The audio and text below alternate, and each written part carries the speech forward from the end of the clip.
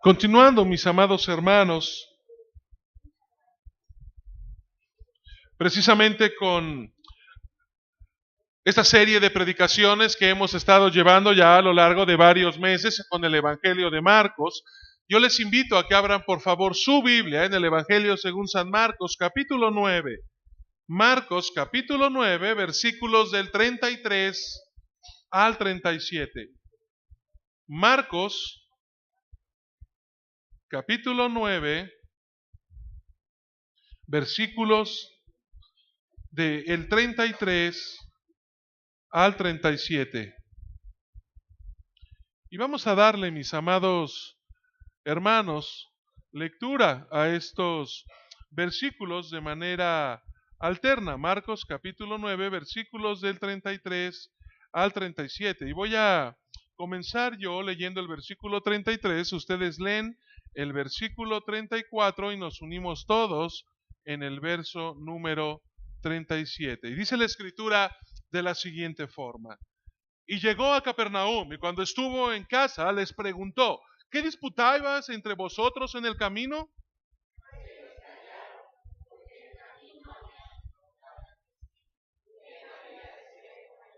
Entonces él se sentó y llamó a los 12 y les dijo: si alguno quiere ser el primero, será el postrero de todos y el servidor de todos.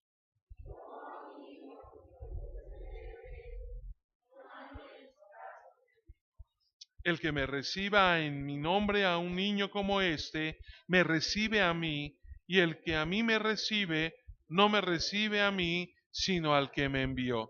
Dios, quiero poner este tiempo en tus manos, suplicar, Padre, que hables a tu iglesia, que estemos atentos, que seamos sensibles, que nuestro corazón sea humilde para escuchar tu voz y podamos, Señor, identificar aquellas cosas en las que tú nos estás hablando de manera clara y personal. Lo pongo en tus manos y suplico, Señor, tu bendición en el nombre de Cristo. Amén. Se cuenta la historia de un joven que estaba trabajando arduamente debajo del chasis de su Forte, uno de los primeros autos diseñados, tratando de hacerlo trabajar porque simplemente no jalaba. Después de un largo tiempo de estarlo intentando, un elegante automóvil se detuvo junto a donde él estaba y un caballero muy bien vestido, bajándose del auto, fue hacia el joven y observando el problema, le dio algunas instrucciones para que este joven ajustara algunas cosas en el motor. Con cierta desconfianza, hasta por el aspecto del tipo, este joven simplemente dudó, pero lo obedeció. Le dijo el caballero: ahora echa a andar el auto, que pronto va a arrancar. Inmediatamente el auto comenzó a trabajar. Sorprendido el muchacho de lo que el caballero le acababa de decir y que supiera tanto de mecánica, no pudo evitar preguntarle quién era, a lo que tranquilamente el hombre le contestó: yo soy Henry Ford y soy el que inventó este automóvil y por ello conozco profundamente todo su mecanismo. De la misma manera, mis hermanos, Jesús conocía profundamente a sus discípulos.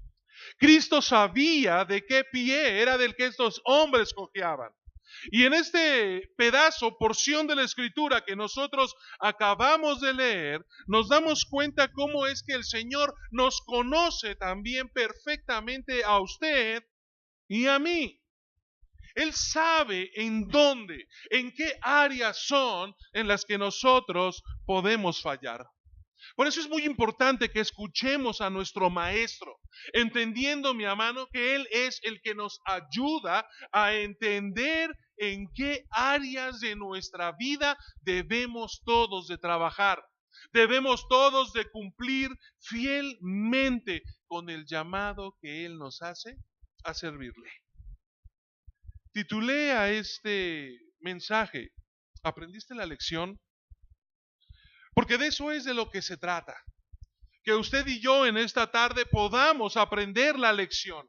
El Señor sabía lo que sus discípulos estaban maquinando en su corazón. Y lo primero que yo encuentro que el Señor está hablando a sus discípulos y quiere que lo entiendan perfectamente es que deben cuidar sus relaciones. Hermano, usted y yo debemos cuidar nuestras relaciones. La Biblia dice que ellos llegaron a Capernaum y cuando ya estaban en casa, ya no era un lugar público, ya no estaban con todos, Jesús nuevamente les volvió a hacer una pregunta. ¿Qué venían discutiendo ustedes por el camino? La Biblia dice que ellos se quedaron callados y no le respondieron porque durante su caminar ellos habían estado discutiendo entre sí quién era el más importante. Estos hombres, hermanos, Jesús y sus discípulos habían llegado ya a Capernaum. Entraron en casa, tal vez sea la casa de Pedro, la misma casa en donde había sido sanada con mucho tiempo atrás su suegra, y ahí el Señor les pregunta por la discusión que habían mantenido entre ellos a lo largo del camino. Pero ante la pregunta que Jesucristo les hace a sus discípulos, ellos sintieron vergüenza, ellos sintieron pena, y la Biblia dice que guardaron silencio. No dijeron absolutamente nada. Y la razón por la que yo entiendo de su comportamiento es doble, hermanos. Porque por un lado, la Biblia dice que ellos habían venido discutiendo. Y si yo entiendo bien, eso no es propio de discípulos de Cristo. No es algo que se espere de un discípulo de Cristo que venga discutiendo o peleando con sus hermanos en la fe. No es algo que a Dios le agrade, no es algo que a Jesús le guste. Hermano, usted y yo fuimos llamados a cuidar nuestras relaciones, llamados a cuidar la manera en la que tratamos a los demás, llamados a ser cuidadosos en la forma en la que nos hablamos. Y mire que esto tiene que ver mucho con la intolerancia. Estamos muy poco acostumbrados a ser tolerantes. Decimos que vivimos en un país democrático y en donde nos escuchamos todos. Eso muchas veces se torna en una mentira. En un bonito ideal, porque cuando alguien opina diferente a mí y no me gusta, entonces yo hago panchos, me pongo al brinco o armo un problema, armo un mitote, importándome un cacahuate si afecto o no a las demás personas. Y si yo entiendo bien, lo que el Señor quiere es que nosotros evitemos esas discusiones que son inútiles, que no nos llevan a nada más que a lastimar nuestras relaciones. Si yo entiendo bien, lo que hablamos entre nosotros, y en especial lo que podemos incluso llegar a discutir mientras vamos caminando por la vida, no le pasa desapercibido a nuestro Señor. Y según el ejemplo que yo entiendo aquí, yo creo que usted un día, y yo un día, vamos a rendirle cuentas a nuestro Señor sobre lo que nosotros hicimos, hablamos y discutimos con la gente que nos rodea. Nuestro Señor, hermanos, siempre busca mantenernos unidos. La unidad es importante para Él. Es importante que nosotros cuidemos nuestras relaciones. Debemos cuidar nuestras relaciones. Podemos tener diferencias. Usted no tiene por qué pensar exactamente igual que yo. No tiene por qué tener los mismos gustos que yo. Somos totalmente diferentes. Pero es mucho mayor las cosas que nos unen, las coincidencias que tenemos, que las que podemos no tener en común. Debemos aprender a respetarnos, a ser tolerantes, a entender que en la diversidad en realidad hay riqueza, que no es necesario que pensemos igual, pero sí es necesario que nos amemos y nos respetemos, que aprendamos a cuidar nuestras relaciones. No debemos dejar que nuestras diferencias nos lleven a discutir y mucho menos a pelear, mucho menos a distanciarnos. Es triste cómo esto se puede dar de una manera muy fácil. Por algo el Señor lo estaba atacando de una forma tajante. Hay ocasiones que en casa, con familia, con amigos, con hermanos en la fe, nos enojamos, nos peleamos, discutimos, nos enojamos y decimos cosas que quizá no deseábamos decir tanto, no para lastimar, pero lo hacemos. Y hay veces que ese enojo, ese coraje dura mucho tiempo, de tal modo que ya no sabemos ni por qué estamos enojados, pero no le hablamos. Y no pienso hablarle. Mire, la vida es tan corta, somos tan frágiles, que no hay tiempo que perder, hermano, para llevarnos bien. ¿Por qué esperar a que a ese familiar que no le hablo, que no me he rebajado a volverle a dirigir la palabra, algún día puede ser que ya no esté entre nosotros? Y la experiencia me dice que siempre que pasa algo así, el que se queda no solamente tiene ya la tristeza de que no está, sino la carga en su corazón de que se fue peleado con él. No tuve tiempo de restaurar mi relación. ¿No tuviste tiempo? ¿O no quisiste? No pusiste atención. No fuiste humilde. Pudo más tu orgullo. Pudo más tu vanidad. Pudo más el enojo que llegaste a tener. Antes que ir y humillarte, y aún sin que tuvieras la culpa, pedir perdón, entendiendo que eso le agrada a Dios, entendiendo que eso restaura las relaciones. Debemos, hermanos, cuidar nuestras relaciones. Pero por otro lado, el tema de su discusión trataba acerca de cuál de ellos iba a ser el mayor. Y aquí yo pienso, ¿el mayor de qué? Pues seguramente el mayor junto a Jesús. Ellos habían estado huyendo a hablar sobre la muerte de Cristo. Y ellos seguían pensando en que ahora que lleguemos a Jerusalén y Jesús va a imponerse como el Mesías, ¿y quién de nosotros será el que se siente a su lado? ¿Quién será su secretario de gobernación? ¿Quién será su mano derecha? Y empezaban a discutir sobre eso. Ellos estaban peleándose para saber quién estaría allí. Y yo creo que también nosotros podemos discutir con hermanos por cosas que nos parecen totalmente legítimas. No era probablemente algo malo lo que estaban deseando. Por supuesto que eso despertaba el interés de todos. Pero es de llamar la atención que cuando nosotros pensamos en presentar esos deseos delante del Señor en oración, tal vez como los discípulos, hay momentos en los que simplemente no podemos y mejor nos quedamos callados. Porque reconocemos que lo que estoy pidiendo o lo que estoy deseando no es algo que a Dios le agrade. Y eso es lo que estaba pasando con ellos. Ese es un principio que nos puede ayudar a discernir claramente cuál es la dirección que Dios quiere que nosotros llevemos en nuestras propias vidas. ¿Puedo presentar una oración en confianza al Señor de lo que yo estoy pensando hacer, de lo que estoy sintiendo en mi corazón? Hermanos, si no es así, quiere entonces decir que más nos vale guardar silencio. Es importante que nosotros podamos analizar los deseos que hay en nuestro corazón. Porque de otra manera, nosotros sentiremos la misma vergüenza que estos discípulos sintieron, de tal modo que no pudieron decir nada. En cualquier caso, cuando yo meditaba en esto, sentía una profunda tristeza de ver cómo Jesús iba caminando hacia la cruz. Les había anunciado que era necesario que muriera. Les había hecho saber que iba a sufrir, que iba a entregar su vida. Y mientras esta bola de cabezones iban discutiendo quién iba a ser el bueno, tratando de repartirse el pastel, preocupados más por una posición que por lo que su maestro iba a pasar y a experimentar. Qué fácil, hermanos, nos distraemos de lo que realmente es importante en nuestra vida por una simple cosa, el egoísmo.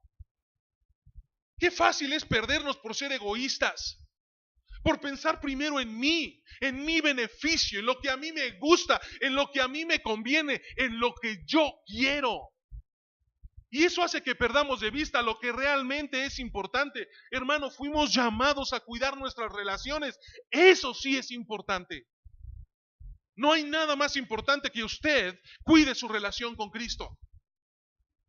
Qué bueno que viene a la iglesia, felices estamos de eso. Qué bueno que participamos, qué bueno que hacemos mil cosas. Si usted no ora todos los días, si usted no lee la palabra todos los días, está perdiendo tiempo valioso de su vida.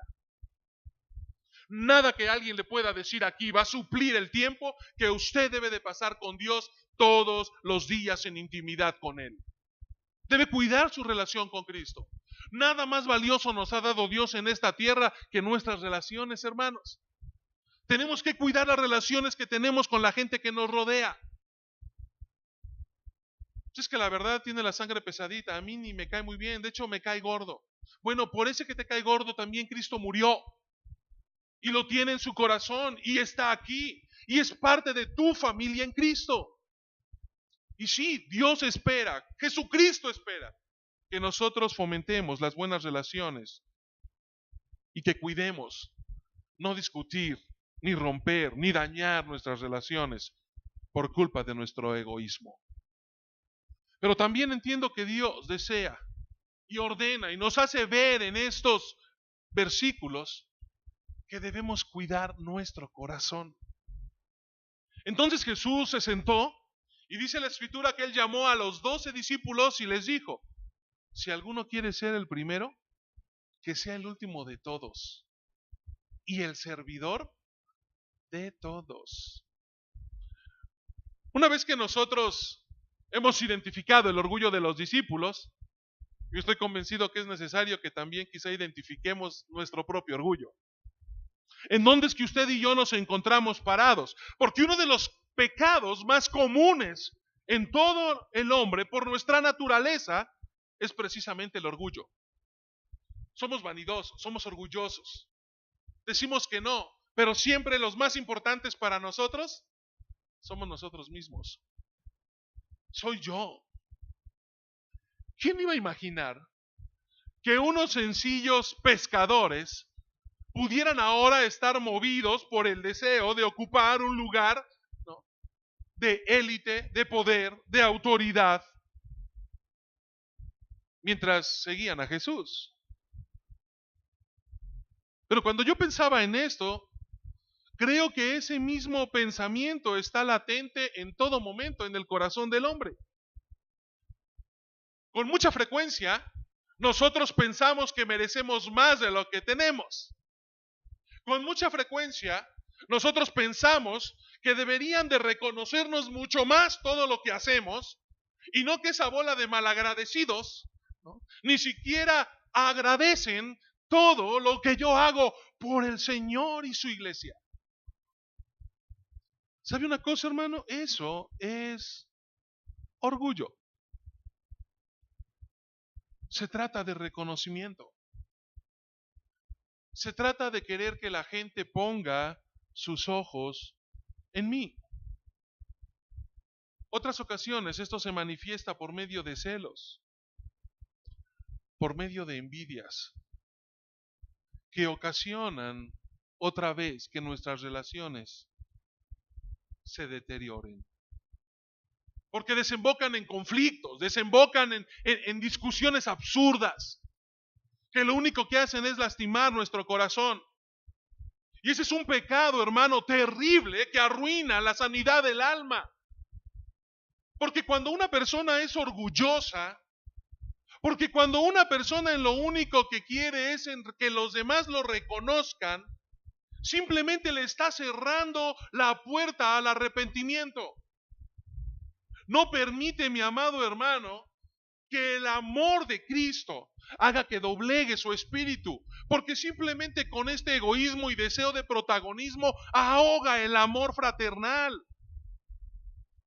Es un pecado que se arraiga en el corazón humano y que nos cuesta trabajo reconocerlo, y que cuando alguien nos lo hace saber, cuando Dios nos habla de eso, quizá esa persona dice: sí, es cierto, ojalá lo esté escuchando fulanito, porque tiene que entender.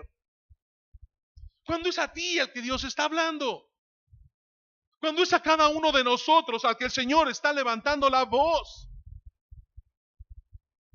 Los mismos discípulos que recibieron la reprensión del Señor, más adelante que continuemos leyendo, nos vamos a dar cuenta que volvieron a cometer el mismo pecado. Porque en la misma noche en la que Jesucristo fue entregado, esta bola de discípulos volvieron a discutir quién era el que iba a estar a la diestra de Jesús. El asunto es serio, hermanos. Tan serio era que Jesús, dice la Escritura, que se sentó y llamó a los discípulos. Y esto es la postura que tomaba un rabino, un maestro. Ahora estamos acostumbrados a que el profesor esté delante de la clase, de pie, quizá con una pizarra o ahora con un proyector, dando cátedra, ¿no? Dando clase. Bueno, en aquel tiempo no era así. El maestro lo que hacía era llegar a abrir la ley y sentarse. Y cuando hacía esto es porque iba a dar palabra. Era importante que lo escucharan. Él toma esa posición de maestro y comienza a enseñarles a sus discípulos acerca de la actitud que ellos deberían de tener frente al poder y la autoridad cuando emprendieran la misión de anunciar el reino de Dios en el mundo. Tristemente, en la historia, mi amado hermano, de la humanidad se ha demostrado la importancia de esta lección. Pero se ha demostrado esa importancia precisamente por lo mal aprendida y aplicada que resulta a lo largo de toda nuestra historia, de la historia llamada cristiandad. ¿Cuántos abusos de poder, cuántos abusos de autoridad no se han cometido en el nombre de Cristo? ¿Cuánta gente no se aprovecha de la necesidad y la fe de la gente en el nombre del Señor? Y busca sacar solamente su dinero, busca aprovecharse de su situación y de su necesidad. ¿Cuántos no ocupan la fe como un medio de obtener control, poder y autoridad? Y eso es algo que se sigue haciendo. No estamos exentos de ello. No es de extrañar que el mundo haya perdido el respeto por lo que nosotros consideramos sagrado, porque hay muchos que a lo largo de la historia han ocupado eso sagrado para beneficiarse a sí mismo. A mí me da tristeza, más que coraje, el escuchar de repente personas que dicen que lo único que hacemos en la iglesia es engañar a la gente y robarla. Porque los diezmos son un invento del hombre para engañar a toda la bola de tarugos que se reúnen en un lugar como este para quitarle su dinero.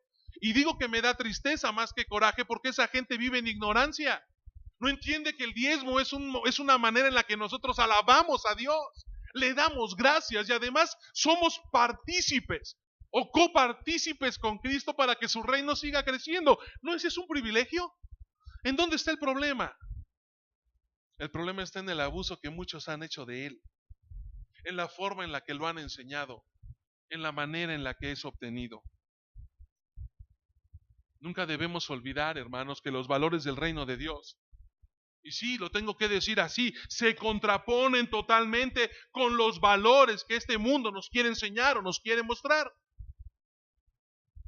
No hay compatibilidad. La mayoría de los que están acá me conocen y saben que yo no ando satanizando todas las cosas. No ando viendo demonios en cada esquina ni buscando pecados en todos lados. Sin embargo, sí tengo que reconocer que hay muchas cosas en las cuales nosotros nos hemos hecho ligeros, bajamos la guardia y el enemigo lo aprovecha. Y lo que es pecado nosotros le llamamos errorcillo, ¿no? Un resbaloncito. Pero es que es algo normal, todo el mundo lo hace. Yo no veo por qué no, pues ni que fuéramos ratas de laboratorio. Ni que quisieras tú, pastor, que estemos en un rinconcito guardados, ocultos, sin que nada nos pueda dañar. Y yo no estoy hablando de eso. De lo que sí estoy hablando es de que no permitamos que los valores que un mundo corrompido sin un encuentro personal con Cristo hagan que nosotros cambiemos los valores que Cristo, nuestro Maestro, nos ha enseñado. Es que es una mentirilla blanca, es mentira y la mentira es pecado. Pero es que le hago más daño diciéndole la verdad que una mentirita. Es mentira y es pecado. Mejor no lo hagas. Pero solamente es el cambio, ni falta le hace. Además, le quitamos a los ricos para pegarles y dárselo a los pobres. Hermano, eso al final es robo. Tenemos un gobierno infeliz, no tenemos por qué seguir participando de eso. Vamos a darle vuelta, hermano, eso es fraude. Y nuestro país y nuestro mundo está lleno de todo eso. de corrupción. No podemos dejarnos envolver por los valores que el mundo nos enseña. Jesús enseñó que se llega a la plenitud de la vida por medio de la negación a uno mismo, ¿no es cierto? Si alguien quiere venir en pos de mí, niéguese a sí mismo, tome su cruz cada día y sígame. El mundo no enseña eso. El Señor enseñó que el grano de trigo solo va a dar frutos si antes muere. Son los valores que el reino nos enseña. Él nos dice que los pobres de espíritu son los que realmente van a ser bienaventurados, son los herederos del reino de los cielos. Por el contrario, el mundo siempre nos dice que los primeros, los ricos, los poderosos, los fuertes, eso es lo que nosotros tenemos que buscar. Eso es lo que realmente para nosotros vale la pena. Los primeros son los exitosos, los primeros son los que tienen, los primeros son los que llegan. Hermano, es necesario que si nosotros queremos seguir a Jesús, entendamos que lo primero que tenemos que hacer es romper con lo que el mundo nos ofrece. A nuestros muchachos en algún momento he ido con ellos hasta el cine. ¿Qué película fuimos a ver? ¿Batman contra Superman? ¿No? Ah, Civil War, ¿no? Capitán América. Puedo decir si me gustó o no me gustó. Me entretuvo un rato, pasé un buen rato con los muchachos. Y de verdad, yo no me voy al extremo de decir, ¿cómo viste eso? ¿No viste a ese monito? Traía cuernos. Es la representación del diablo. Pastor, tú estás apoyando la adoración a Satanás. Yo no ando buscando eso.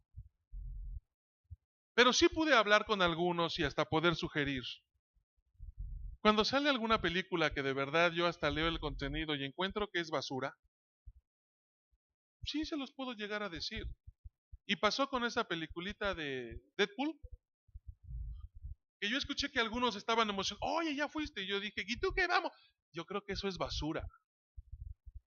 Porque lo único que ofrece esa película es un antihéroe que se la pasa pensando en sexo, diciéndole peradas, hablando con un lenguaje vulgar, ofreciéndole algo a nuestros jóvenes que va totalmente en contra de los principios que nosotros les estamos queriendo enseñar, ¿no es cierto?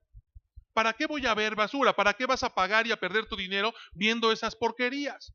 No lo hagas. Es mucho mejor. Pero es una película, sí, pero entre esas películas hay cosas que se van quedando en tu mente. Y como es permisible todo eso, entonces pues se va haciendo algo normal, algo común, y el día de mañana pues no pasa nada. Al final, si el sexo fuera malo, Dios no nos lo hubiera dado. Ya hay una edad en la que a todos merecemos, ¿no? Hasta Deadpool lo hace.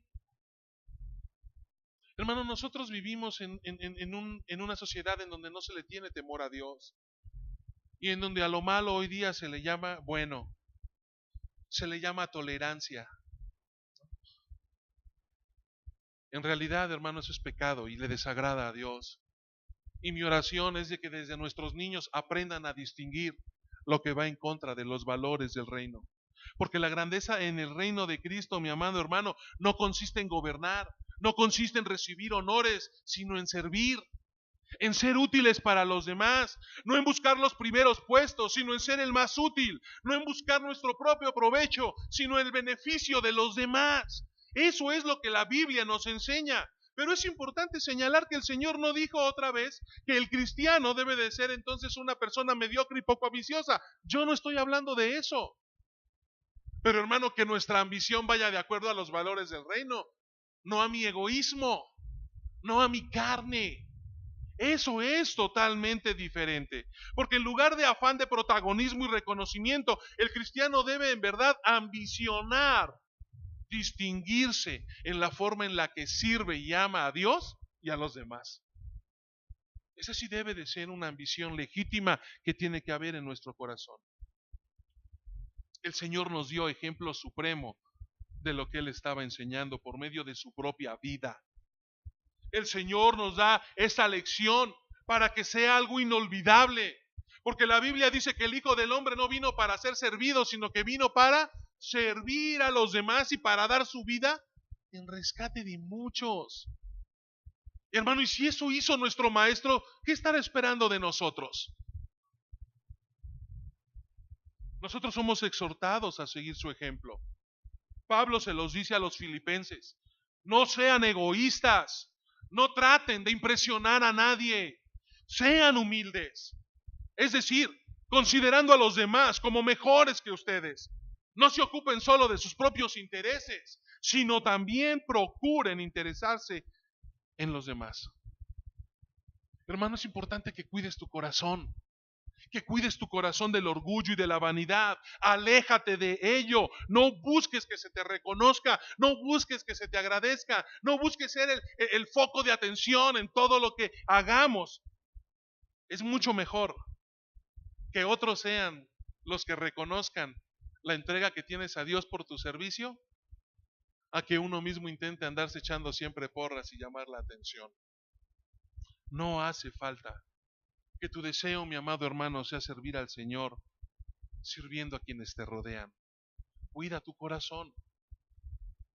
Pero hay un tercer consejo que el Señor nos da, porque se lo dio a sus discípulos, y es que debemos cuidar nuestras motivaciones.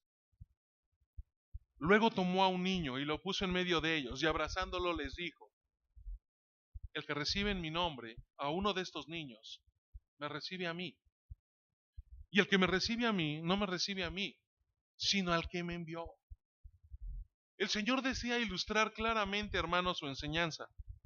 Y para ello nuevamente toma un pequeñito. Toma un niño en sus brazos mientras Él sigue hablando. Y está hablando a sus discípulos, adultos. Y es bien interesante observar la frecuencia con la que los mismos evangelios mencionan la presencia de niños en donde estaba Jesús. ¿Sí lo ha notado? Y eso a mí de verdad me parece algo muy interesante, porque Jesús siempre muestra interés y amor por los pequeños. Cada vez que se necesitaba un niño, allí había uno. Cada vez que el Señor quería ilustrar algo con ellos, se encontraba uno presente. Pero este aprecio de Jesús por los niños no era algo común ni frecuente en la vida de los judíos en el tiempo de Jesús. Y por una simple razón: para los judíos, los niños eran hombres en potencia, eran hombres en estado de preparación. Es decir, como todavía no eran hombres, no había por qué darles valor ni importancia. No lo tenían. Eran poca cosa. Los niños por eso eran desatendidos. Eran considerados un proyecto de hombre. Por otro lado, si hay algo que caracteriza a un niño, es la necesidad de depender de alguien. ¿No es cierto? Un niño necesita de sus padres para obtener alimento. Un niño necesita de los cuidados para ser educado, para ser guiado, para obtener principios y valores. Siempre necesita cosas, siempre necesita cuidados. Entonces, ¿qué es lo que Jesús quería ilustrar por medio de este pequeño? Yo creo que el Señor estaba complementando precisamente su enseñanza. El Señor les quería enseñar y quería que les quedara demasiado claro que para llegar a ser grandes en el reino de Dios, ellos deberían de ponerse en servicio de los últimos en la sociedad. Algunos dicen: ay, es que debemos de ser como niños para entrar al reino de los cielos. Y yo digo: sí, pero no confundas ser niño con quedarte tarugo, ¿no? Sí, porque hay gente que pretende actuar como niño toda su vida y comportarse como niño. Y perdón, pero eso no es posible. No es agradable a Dios. Hay a quien aparentemente no le gusta eso, como cree, pero nunca se responsabiliza. Le gusta seguir dependiendo de los demás. Le gusta sentirse todavía hijo de casa. Ay, tienes 40, ¿no? Ya estuvo, ¿no? O sea, ¿cuándo te vas a responsabilizar? No, es que yo todavía soy un niño, tengo corazón de niño. No, eres inmaduro. No es que tengas corazón de niño, a eso no es a lo que se refiere el Señor. A lo que estaba haciendo referencia el Señor es que nosotros debemos de servir a las personas como Él servía a los niños, a los que consideraban menos, a los que no tomaban en cuenta, a los que nadie quería lidiar con ellos. Jesús dice: con esos son con los que tú tienes que trabajar, a ellos son a los que tú tienes que cuidar, alimentar, suplir sus necesidades. Ellos no tienen riquezas, no tienen influencias, no tienen poder, sírveles a ellos. Cuando yo pensaba en esto decía, sí, es que nuestro corazón es así. Nosotros somos muy dados a cultivar amistades con aquellos que nos pueden dar algo. Y yo no me refiero únicamente a lo económico, no es que andemos buscando lidiarnos con ricos. Sí, a mí, si me preguntaran si me gustaría ser cuate de Slim, pues yo creo que sí, no le diría que no. Pero no se trata solamente de una ambición económica, pero sí muchas veces nosotros tenemos relaciones, basando esas relaciones en algún momento obtener un beneficio, y no necesariamente es económico. Algunos decimos, sí, la verdad es que yo sí soy medio elitista, no me junto con cualquiera, ese cuate no sabe hablar más que de fútbol y novelas, y no, pues yo no le hago eso. Lo mío es literatura, es arte. Cuando sale a cenar va a los tacos de la esquina y perdón, pero yo no como con las manos. Eso es de comer con los pies. Pero bueno, yo aprendí que los chilenos de verdad comen pizza con cubiertos. Pueden chupar el tenedor, pero jamás sus dedos. Ok, son costumbres, pero a veces nosotros en verdad somos elitistas en eso. Y lo que el Señor quiere, mi amado hermano, es que nosotros evitemos asociarnos con personas solamente por obtener un interés, solamente porque en algún momento podemos necesitar de ellos, podemos sacarles algo, obtener algún provecho. Hay quien de plano evita no tener relaciones con alguien que no pueda darles nada a cambio. Y es sobre eso contra lo que Jesús está enseñando a sus discípulos. Algunos estarán diciendo, ay, infelices los que hacen eso. Está inerte nuestro corazón, eso es nuestra naturaleza humana. Así somos, hermanos. Así somos todos.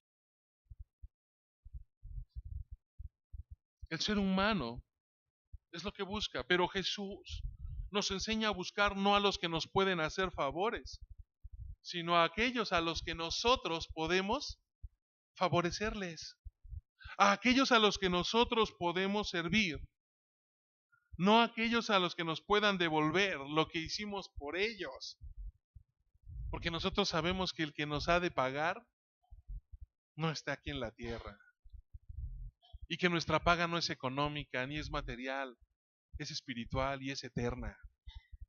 Vale la pena que lo aprendamos. Ahora, recibir a un niño en el nombre de Cristo nos hace pensar no solamente en niños, y aquí estoy hablando salud, en edad, sino también en cualquier hermano o hermana, por sencillo, necio o inmaduro que pueda llegar a ser.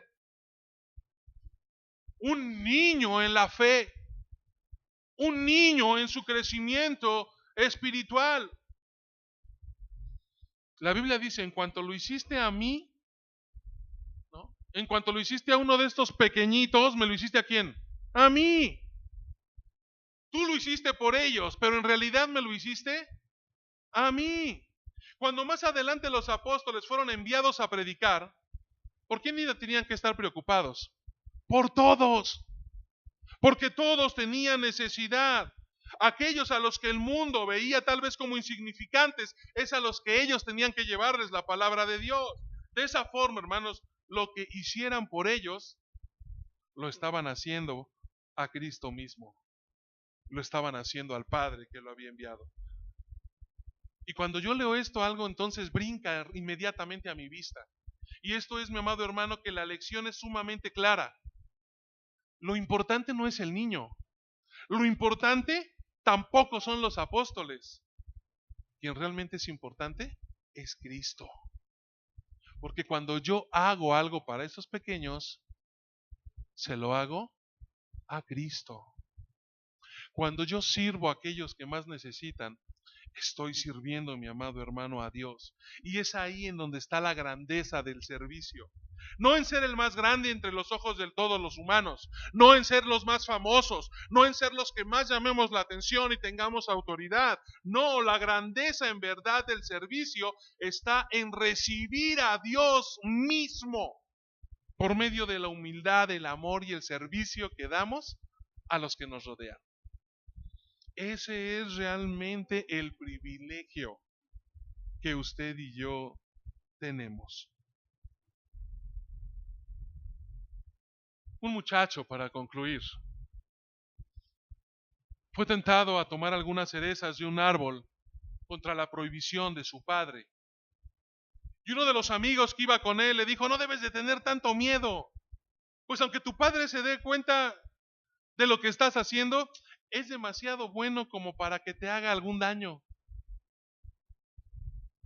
A lo cual el muchacho le dijo, es precisamente esa la razón por la que yo no quiero tocar esas cerezas, pues aunque mi padre no me haría daño, yo sé que mi desobediencia sí lo dañaría a él. Mis amados hermanos, lamentablemente los discípulos, como lo dije hace un momento, no aprendieron la lección. Esos hombres los vamos a volver a ver discutiendo sobre el mismo asunto más adelante, un capítulo solamente delante de nosotros. Pero la pregunta obligada en este momento, desde mi perspectiva, es para usted y para mí. Es para nosotros. ¿Hemos aprendido bien la lección? ¿Hemos aprendido bien la lección? Debemos de cuidar nuestras relaciones. Debemos de cuidar nuestro corazón. Debemos, mis amados hermanos, de cuidar nuestras motivaciones. Eso es lo que el Señor quiere. ¿Hemos aprendido la lección? Inclinemos nuestro rostro, vamos a orar. Señor, tu palabra es clara y quiero pedirte perdón porque en mi propia vida reconozco que de las cosas que tú nos has hablado hoy, en muchas de ellas he caído, he tropezado. Muchas veces he descuidado las relaciones que tú me has dado. En muchas veces sí, Señor, se hacen las cosas para llamar la atención, más que por amor a ti y amor a quienes nos rodean. Muchas veces hemos querido reconocimiento de los hombres, reconocimiento público, más que un reconocimiento que provenga de ti. Muchas veces, Señor, hacemos las cosas pensando en un beneficio personal y no en agradarte y honrándote únicamente a ti. Dios, yo te pido que nos ayudes a entenderlo. Quebranta nuestros corazones, por duros que sean. Haznos humildes para escuchar tu voz. Haznos humildes para aprender bien la lección. Te lo quiero pedir, Padre, en el nombre de Jesús. Amén.